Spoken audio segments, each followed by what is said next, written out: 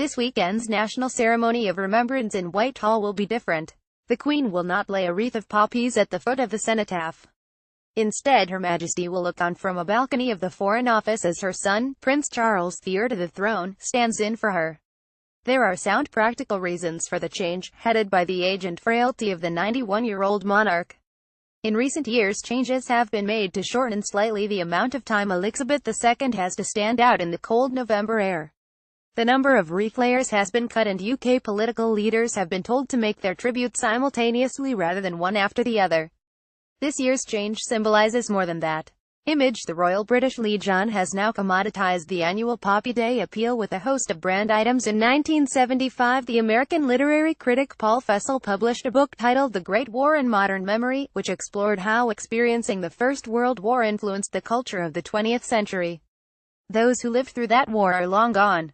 40 years on, it is the memory of living through the Second World War which is slipping from the public consciousness. The Queen is the last British monarch who lived through the Blitz, the Battle of Britain, the Holocaust, and a live existential threat to the people of her kingdom. She was a 19-year-old young woman on V-Day and had famously done her bit as a land girl and river mechanic on the home front. Prince Charles and almost all of the rest of us do not share that experience. Yet the Second World War remains the defining image of the British national consciousness in the way that cowboys and the Wild West provide the mythology for Americans. Fawlty Towers Don't Talk About the War episode was so hilarious because the Brits still can't stop doing it. Just look at the debate on both sides during and since the EU referendum. Or just ask Ken Livingstone, who has a particular severe infection of Hitler's as having being born in London in 1945. Image: the Queen will not lay a wreath of poppies at the foot of the cenotaph this year as the actual memory of that war recedes, so the mythologizing about it increases. For years the nation paid its respects at the solitary and striking cenotaph memorial to the glorious dead and at village and town memorials. Recently, specialized monuments have sprung up to women killed in war next to the cenotaph, to animals on Park Lane, to the Battle of Britain on the Embankment, and to Bomber Command on Piccadilly. And to just about every war-touched organization at the National Arboretum.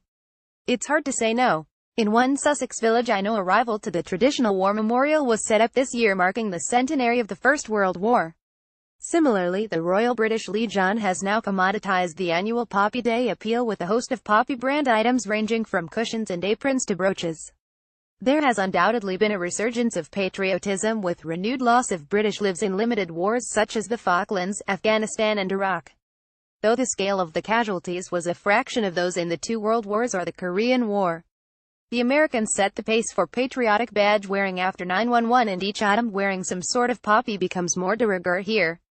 The reality is that most of us in the UK today don't remember what war is like, and wearing your poppy with pride sometimes feels like an uncomfortable easy option. Adam Bowleton: nobody can blame the Royal British Legion for trying to raise funds. Yet it remains a sad fact that ex-service personnel have an above-average incidence of disablement, mental illness, unemployment and homelessness. Thanks to initiatives such as Prince Harry's Invictus Games, official awareness of the national obligation towards veterans may be slowly increasing. Lawrence Binyon's poem For the Fallen was published in the Times in September 1914 at the height of the patriotic fervor at the outbreak of the Great War. Its lines still ring out every November at the Armistice Day commemorations: These shall grow not old, as we that are left grow old. Age shall not weary them, nor the years condemn. At the going down of the sun and in the morning we will remember them. The reality is that most of us in the UK today don't remember what war is like, and wearing your poppy with pride sometimes feels like an uncomfortably easy option. The Queen's modest dignity gets it right. Sky Views is a series of comment pieces by Sky News editors and correspondents, published every morning. Previously on Sky Views, Ian King: clean up our complex tax system.